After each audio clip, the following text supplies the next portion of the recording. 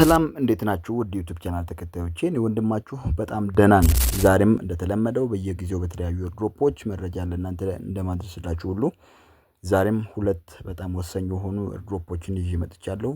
አንደኛው በሚቀጥለው በኖቬምበር ወር ሊስት እንደሚያደርግ አሳውቋል። እሱንም እነግራችኋለሁ። ደግሞ ዜና ድሮፕ ደግሞ ሊስት ይደረጋል። መስፈርቱ ሊሆን ይችላል ከተባሉት ባለፈው አንዱን አሳይቻለሁ። ዛሬ ደግሞ ሁለተኛውን አሳያለሁ። በጣም ቀላል ነው። ሁላችሁም እስከመጨረሻው እንድትከታተሉ አሳስባችኋለሁ። ይህንን ቪዲዮ ላይክ ማድረጋችሁ እንዳትረሱ። አዳዲስ ቤተሰቦች ደግሞ ሰብስክራይብ አድርጉ። በእነዚህ በሶስት በተለይም ሁለት ወር ከምናምን ጊዜያቶች ውስጥ ብዙ የተለያዩ ሊስት የሚደረጉ ድሮፖች እንዳሉ በሰፊው እየተነገረ ስለሚገኝ እነሱም ያሉት በእነዚህ ጊዜ ውስጥ Q4 በሚባሉ በኦክቶበር እና ኖቬምበር ዲሴምበር ውስጥ ሊስት የሚደረጉ ስላሉ ስለነሱ እያንዳንዳቸው መረጃ በየጊዜው አደርስላችኋለሁ። ሁላችሁም እስከመጨረሻው መከታተላችሁን እንዳትረሱ።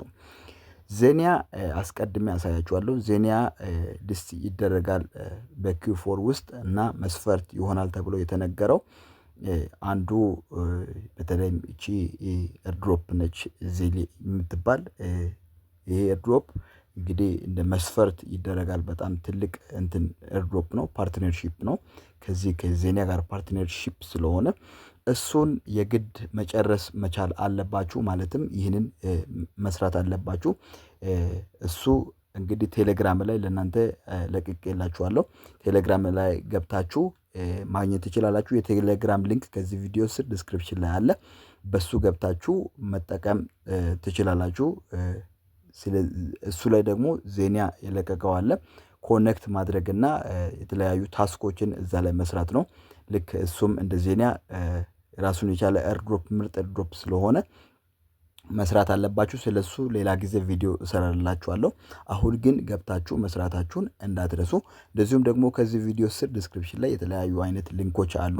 በተለይ ሚፓስ ዋጋ እየጨመረ ስለሆነ መጀመሪያ ላይ ያለውን ሚፓስ አዳዲስ የሆናችሁ ያልሰራችሁ ሰዎች ስሩ። በውስጥ መስመር በጣም በሰፊው ያናገሩኝ ስለነበረ ሚፓስ ከዚህ በኋላ በጣም ትልቅ ነገር ይዞ ይመጣል። ሁላችሁም የሰራችሁም ያልሰራችሁም ምናልባት ቬሪፋይ ያላደረጋችሁ ቬሪፋይ ማድረጋችሁን እንዳትረሱ። ሚፓስ ለማለት ነው። እናም ይሄኛውን ዲስክሪፕሽን ላይ ሊንኩን ታገኛላችሁ። ገብታችሁ መስራታችሁን እንዳትረሱ። በጣም ትልቅ ቫልዩ የሚሰጥ ስለሆነ ይህንን መስራታችሁን እንዳትረሱ። ሁለተኛው ድሮፕ ነው። ድሮፕ የሚባለው ድሮፕ ከዚህ በፊት የሚታወቅ ድሮፕ ነው። በቴሌግራም የሚሰራ ብለም ያስተዋወቀው ድሮፕ ነው። አሁን ይህ ድሮፕ ሲዝን 1 ፌዝ 1 ጨርሶ ፌዝ 2 ጀምሯል።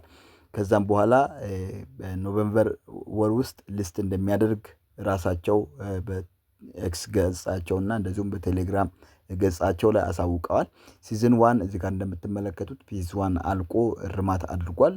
ፌዝ 2 ደግሞ ላይቭ አሁን ቀጥታ መስመር ላይ ሰዎች እየሰሩበት ይገኛሉ። የተለያዩ ሽልማቶችን አምጥተዋል። በሲዝን 1 የሰራችሁትን እዚህ ጋር ወደታችሁ ሁሉንም ነገር ማየት ትችላላችሁ። ሲዝን 1 ላይ ደግሞ ሲዝን 2 ላይ ደግሞ አዲስ ጌም አምጥተዋል። በ3 ቀን የሚያልቅ ጌም። ይህን ከ3 ቀን በኋላ እንደገና ትጫወታላችሁ።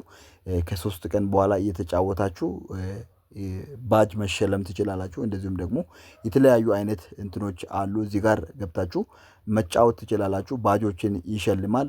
ይህም ማለት ኦጂ ፓስ ነው የሚሆነው። ባጁ ኤንኤፍቲ ነው የሚሆነው። ስለዚህ እናንተም ይህንን መስራታችሁን እንዳትረሱ።